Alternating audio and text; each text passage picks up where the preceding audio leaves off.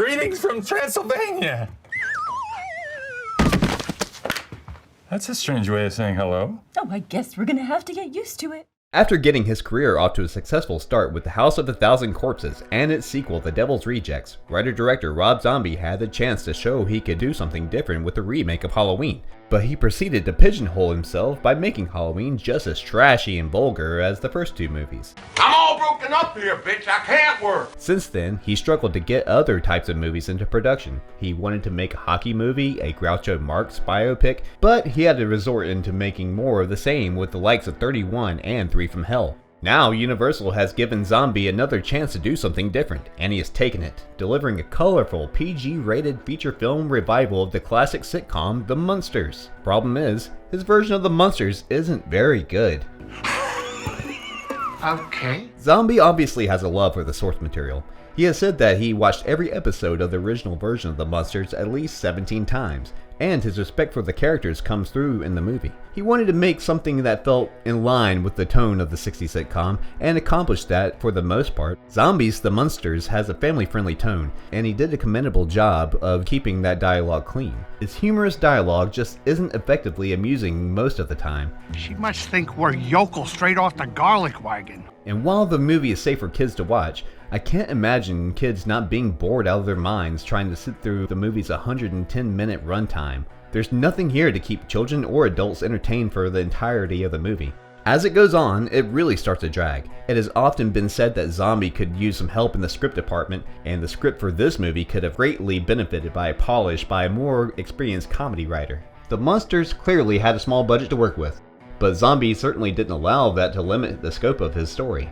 When tasked with making a Munsters movie, most filmmakers probably would have chosen to set the film primarily in and around the family's home on Mockingbird Lane, which would have been a more budget-friendly choice. Zombie's story didn't get to Mockingbird Lane until the end. Much like he did with the first Halloween, he has chosen to make the Munsters an origin story, giving us a look at the lives of the Count, Daniel Roebuck, and his daughter Lily, Sherry Moon Zombie, when they are still living in the castle in Transylvania. Herman, Jeff Daniel Phillips, doesn't even exist when the story begins. Mad scientist Dr. Henry Augustus Wolfgang, Richard Brake, and his dim-witted assistant Floop, Jorge Garcia, gather the body parts needed to assemble Herman throughout the early scenes.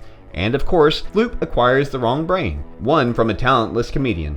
Herman is up and moving around just in time for the 30-minute mark, and when Lily gets a look at him, it's love at first sight. The majority of the film then tells the story of how Herman and Lily got together. That story takes us all around Transylvania, to a honeymoon in Paris and in the sewers beneath Paris, and finally to Mockingbird Lane. If you've been impressed by the images Zombies shared of the Mockingbird Lane they've created on a patch of land in Budapest, and the replica of the Munsters mansion they built there, you'll be shocked at how little time is actually spent there in the movie. The creation of Mockingbird Lane was quite extravagant for a project that didn't have much money to throw around. There are some cool sets to look at in Transylvania. The production designer, art director, set director, and costume designers all did excellent work on this movie. The makeup effects crew also did nice work bringing the Munsters and other creatures they crossed paths with to the screen. Zombie and cinematographer Zoran Popovic captured some good visuals. The movie has a really fun, bright, and colorful look to it. On a technical level, The Munsters is really well done. The cast also did a good job playing these iconic characters, with Roebuck coming off the best with his performance as the Count. There are a lot of complaints anytime Zombie gives his wife a lead role in the movie, as he does pretty much every time he makes something. But she's a fine Lily. It is Phillips' performance as Herman that is furthest from what most viewers will be expecting from their character. She said yes! Fred Gwynn this isn't, but he does well with the material that he's given to work with. Roebuck, Zombie, and Phillips all have dual roles in this movie, with their second roles being TV personalities.